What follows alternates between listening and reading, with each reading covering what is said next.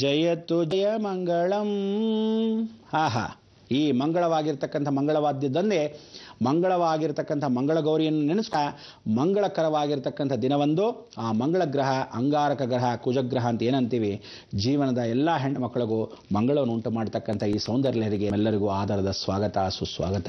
ಇವತ್ತಿನ ಈ ಸೌಂದರ್ಯ ಲಹರಿಗೆ ಮೊದಲಾಗಿ ಜಗನ್ಮಾತೆ ಕೃಪಾಕಟಾಕ್ಷದಲ್ಲಿ ಆದಿಶಂಕರಾಚಾರ್ಯನ ಸ್ವಾಗತಿಸೋಣ. ತದನಂತರ ಇವತ್ತಿನ ದಿವಸ ಫಲಾಫಲಗಳು, ಆ ಸೌಂದರ್ಯ ಲಹರಿಯ ಶ್ಲೋಕ ಏನು ಅರ್ಥ ಅಂತ ತಿಳ್ಕೊಳ್ಳೋಣ. ಮೊದಲಿಗೆ ಶಂಕರಾಚಾರ್ಯನ ಸ್ವಾಗತಿಸೋಣ.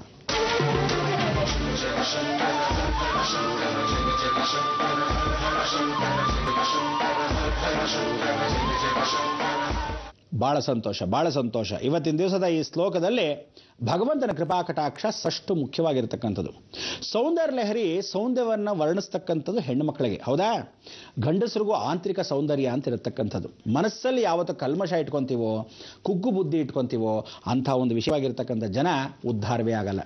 ಯಾವುದು ತಿಳ್ಕೊಳ್ಳಿ, ವಿರಾಳವಾಗಿರಬೇಕು, ವಿರಸವಾಗಿರಬೇಕು, ಆನಂದದಿಂದ ಇರಬೇಕು, ಯಾವುದೇ ಕಲ್ಮಶವಿಲ್ಲದೆ ಹೃದಯಶಾಲಿಯಾಗಿರ್ತಕ್ಕಂಥದ್ದು. ಅಂಥ ಹೃದಯಶಾಲಿಯಾಗಿರ್ತಕ್ಕಂಥ ಶಂಕರಾಚಾರ್ಯರು ಶಂಕರನೇ ಸ್ವತಃ ದೇವಿಯನ್ನು ಹೊಗಳಿದಾಗ ಶ್ರೀ ವಶ್ಯಂ, ಈ ಶ್ಲೋಕವನ್ನು ಹೇಳ್ಕೊಂಡಾಗ ಸ್ತ್ರೀ ವಶ್ಯ. ನೀವೆಲ್ಲ ಏನ್ ಮಾಡ್ತೀರಾ? ಬಹಳ ಜನ ಓಹೋ ಶ್ಲೋಕ ಹೇಳ್ತಾ ಇದ್ದಾರೆ, ಫಸ್ಟ್ ಕ್ಲಾಸ್, ಹೋಗ್ತಾರ ಹುಡುಗಿರ್ನೆಲ್ಲ ನನ್ನ ಕಡೆ ವಶೀಕರಣ ಮಾಡ್ಕೊಂಬಿಡೋಣ. ಅಯ್ಯೋ ದೊಡ್ಡ ಶಿಖಾಮಣಿಗಳ, ಎಲ್ಲಾ ಶ್ಲೋಕಗಳು ಹಾಗೆ ಹೊಲ್ದು ಬಿಟ್ಟಿದ್ರೆ ದಿನನಿತ್ಯ ಒಬ್ಬೊಬ್ಬಳು ಕರ್ಕೊಂಡು ಹೋಗ್ತಾ ಇರ್ಬೋದಾಗಿತ್ತು. ಆದರೆ ಕರ್ಮ ಎಲ್ರಿಗೂ ಕಟ್ಕೊಳ್ತಕ್ಕಂಥ ಅವಕಾಶ ಯಾವ ರೀತಿ? ಭಗವಂತನ ಕೃಪಾಕಟಾಕ್ಷದಲ್ಲಿ ದೇವಿ ಕೂಡ ಹೇಳ್ತಾಳೆ, ಯಾವತ್ತು ದುರುಪಯೋಗ ಒಬ್ಬ ಮನುಷ್ಯ ಪಡಿಸ್ಕೊಂತಾನೋ ಅವನಿಗೆ ಎಲ್ಲರೂ ತುಂಬಾ ಬ್ಯೂಟಿಫುಲ್ ಬೇಕಾಗಿದೆ ಅನ್ಕೊಂತಾರೆ. ಕಣ್ ಚೆನ್ನಾಗಿರ್ಬೇಕು, ಮೂಗ್ ಚೆನ್ನಾಗಿರ್ಬೇಕು, ನಡು ಚೆನ್ನಾಗಿರ್ಬೇಕು, ಬಹಳ ಚೆನ್ನಾಗಿರ್ಬೇಕು ಅನ್ಕೊಂತಿರ್ತಾರೆ. ಅವನಿಗೆ ಸಿಗೋದೇ ಯಾವ ಕಾಲಕ್ಕೂ ಗಬ್ಬು ನನ್ನ ಮಕ್ಕಳು. ತುಂಬಾ ಕ್ಲೀನ್ ಆಗಿರ್ತಾರೆ ಗೊತ್ತಾ? ಆ ಕ್ಲೀನ್ ಕ್ಲೀನ್ ಕ್ಲೀನ್ ಅಂತ ಕೈ ತೊಳ್ಕೊಂತಿರ್ತಾನೆ 20 ಸಲ, ಮುಖ ತೊಳ್ಕೊಂತಿರ್ತಾನೆ 3 ಸಲ. ಎಷ್ಟು ಸಲ ಮುಖ ತೊಳ್ಕೊಂತಾನೆ? ಯಾರನ್ನ ನೋಡ್ಬೇಕು, ಯಾರನ್ನ ಮೆಚ್ಚಬೇಕು ಭಗವಂತ? ಅದಕ್ಕೆ ಹೇಳೋದು ಆಂತರಿಕ ಸೌಂದರ್ಯ, ಹೊರಗಡೆ ಸೌಂದರ್ಯ ಅಲ್ಲ. ಪ್ರತಿಯೊಬ್ಬ ಮನುಷ್ಯ ಈ ಜೀವನದಲ್ಲಿ ಈ ಸೌಂದರ್ಯ ಯಾಕೆ ಹೇಳಬೇಕು ಅಂದ್ರೆ, ಸೌಂದರ್ಯ ಅನ್ನೋದು ಹೊರಭಾಗದಲ್ಲಿ ಯಾವತ್ತು ಶನಿಕಾಟ ಬರುತ್ತೋ ಎಷ್ಟೋ ಜನ ಹೆಣ್ಣು ಮಕ್ಕಳಿಗೆ ಮಂಗು ಬಂದ್ಬಿಡುತ್ತೆ. ಹೊರಭಾಗದಲ್ಲಿ ಮಂಗು ಬಂದಾಗ ಬಾಯಿ ಬಿಡ್ಕೋಬೇಕು, ಬ್ಯೂಟಿ ಹೋಗ್ತಾರೆ, ಅಯ್ಯೋ ಇಲ್ಲಿ ಯಾಕೋ ಕಪ್ಪಾಗ್ಬಿಟ್ಟಿದೆ, ಮೂಗ್ ಮೇಲೆ ಕಪ್ಪಾಗಿದೆ, ತುಟಿ ಮೇಲೆ ಕಪ್ಪಾಗಿದೆ, ಕಪ್ಪೆಲ್ಲ ಮೈಯೆಲ್ಲ ಕಪ್ಪಾಗ್ತಾ ಇದೆ, ಗೊತ್ತಾಗ್ತಿಲ್ಲ ಯಾಕೆ ಗೊತ್ತಿಲ್ಲ, ಕಷ್ಟ ಕಷ್ಟ ಕಷ್ಟ. ಇದನ್ನೆಲ್ಲ ಬ್ಯೂಟಿ ಪಾರ್ಲರ್ ಸರಿಯಾಗಿ ಮಾಡ್ಬಿಟ್ಟಿದ್ರೆ ಇವತ್ತಿನ ದಿವಸ ನಿಮ್ ಗತಿ ಏನಾಗಬೇಕಾಗಿತ್ತು? ಎಲ್ಲರೂ ಹಾಗೆ ಅನ್ಕೋಬೇಡಿ.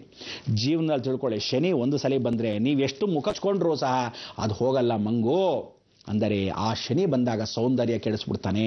ನಿಮ್ಮ ಒಳಗಡೆ ಸೌಂದರ್ಯ ಚೆನ್ನಾಗಿದ್ರೆ ಆ ಶನಿ ಇನ್ನೊಂದು ಕೂಡ ಚಿಕ್ಕದಾಗಿ ಸ್ವಲ್ಪ ಮಟ್ಟಿಗೆ ಎಲ್ಲೋ ಹಣೆಗೋ, ಎಲ್ಲೋ ಒಂದು ಸ್ವಲ್ಪ ತುಟಿಯ ಕೆಳಭಾಗದಲ್ಲೋ, ಇಲ್ಲ ಮೂಗಿನ ಸ್ವಲ್ಪ ತುದಿ ಭಾಗದಲ್ಲೋ ಹೀಗೆ ಕೊಟ್ಟು ಹೋಗ್ತಾನೆ. ಬಂದಾಗ ಕಷ್ಟ ಕೊಡ್ಬೋದು, ಹೋಗ್ಬೇಕಾದ್ರೆ ಸುಖವನ್ನು ಕೊಡ್ತಾನೆ. ಕೆಲವ್ರಿಗೆಲ್ಲ ಏನು ಗೊತ್ತಾ, ಬಂದಾಗ ಸುಖ ಕೊಟ್ಬಿಡ್ತಾನೆ, ಹೋಗ್ಬೇಕಾದ್ರೆ ರಾಮರಾಮ. ಅದಕ್ಕೆ ಹೇಳೋದು, ಶನಿ ಕಾಟ 19 ವರ್ಷಗಳಿದ್ದಾಗ ಹೆಣ್ಣು ಮಕ್ಕಳ ಸೌಂದರ್ಯ ಕೆಟ್ಟೋಗುತ್ತೆ, 7.5 ಇದ್ದಾಗ ಹೆಣ್ಣು ಮಕ್ಕಳ ಸೌಂದರ್ಯ ಕೆಟ್ಟೋಗುತ್ತೆ, ಪಂಚಮ ಶನಿ ಇದ್ದಾಗ ಹೆಣ್ಣು ಮಕ್ಕಳ ಸೌಂದರ್ಯ ಕೆಟ್ಟೋಗುತ್ತೆ. ಯಾಕೆಂದ್ರೆ ರಾಹು, ಕೇತು, ಕುಜ ನೋಡ್ತಾ ಇರ್ತಾರಂತೆ. ರಾಹು ನೋಡಿದಾಗ ಬರೀ ರೋಗಗಳು, ಸ್ಕಿನ್ ಡಿಸೀಸ್, ಅಲರ್ಜಿ, ಇಚ್ಚಿಂಗು. ಏನು ಮಾಡೋದು? ಆ ದುರ್ವಾಸನೆ ಹೆಚ್ಚು ಮಾಡುತ್ತಾನೆ.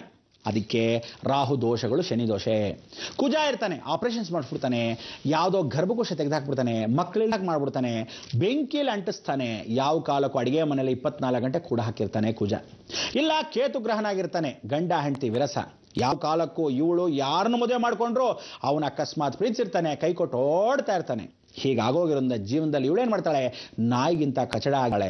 ಜೀವನದಲ್ಲಿ ಯಾವತ್ತೂ ಏನಾಡ್ತೆ, ಒಂದು ವೇಶ್ಯೆ ಕೂಡ ಇವತ್ತಿನ ದಿವಸ ಏನು ಹೇಳ್ತಾರೆ, ನಿತ್ಯ ಸುಮಂಗಲಿ, ಪಾದ ಪೂಜೆ. ಅವಳು ಏನು ಮಾಡ್ತಾಳೆ, ಪೂಜೆ ಪುನಸ್ಸನ್ನು ಮಾಡಿ ಗೆಜ್ಜೆ ಪೂಜೆ ಅಂತ ಏನು ಹೇಳ್ತಾಳೆ, ಅಂತ ಒಂದು ಪೂಜೆಯನ್ನ, ಸೌಂದರ್ಯವನ್ನ ತಾನು ಯಾತಕ್ಕೆ ನೋಡ್ಕೊಂತಾಳೆ ಅಂದ್ರೆ ಜಗತ್ತಲ್ಲಿ ನಿತ್ಯ ಸುಮಂಗಲಿ ಅಂತ ಅನ್ಸ್ಕೊಂತಾಳೆ. ಅದಕ್ಕೆ ಇವತ್ತಿಗೂ ಶಾಶ್ವತವಾಗಿ ಎಲ್ಲಾ ಹೆಣ್ಣು ಮಕ್ಕಳಿಗೂ ಮಾಂಗಲ್ಯ ಧಾರಣೆಯನ್ನು ಮಾಡ್ತಕ್ಕಂಥ ನಿತ್ಯ ಸುಮಂಗಲಿ ಎಷ್ಟು ವಿಶೇಷತೆ. ತಾಯಿಂದ್ರಾದವರು ನಿಮ್ಮ ಹೆಣ್ಣು ಮಕ್ಕಳಿಗೆ ಈ ಸೌಂದರ್ಯ ಲಹರಿಯನ್ನ ಈ ಶ್ಲೋಕ ಹೇಳ್ಕೊಟ್ರೆ ಒಳಗಡೆ ಇರತಕ್ಕಂಥ ಶ್ರೀ ವಶ್ಯಾಮ್ ಅಂತಕ್ಕಂಥ ಇದೆಯಲ್ಲ, ಆ ಶ್ರೀನ ವಶ್ಯಾಮ್, ಸ್ತ್ರೀ ಅನುಗ್ರಹವನ್ನ ಕೊಡ್ತಕ್ಕಂಥ ಸ್ತ್ರೀ ವಶ್ಯಾಮ್ ಅಲ್ಲ, ಶ್ರೀಕಾರ. ಆ ಶ್ರೀಕಾರ ಅನ್ನೋ ಅಗ್ನಿ ನಿನ್ನಲ್ಲಿ ಜ್ವಲಿಸಬೇಕು.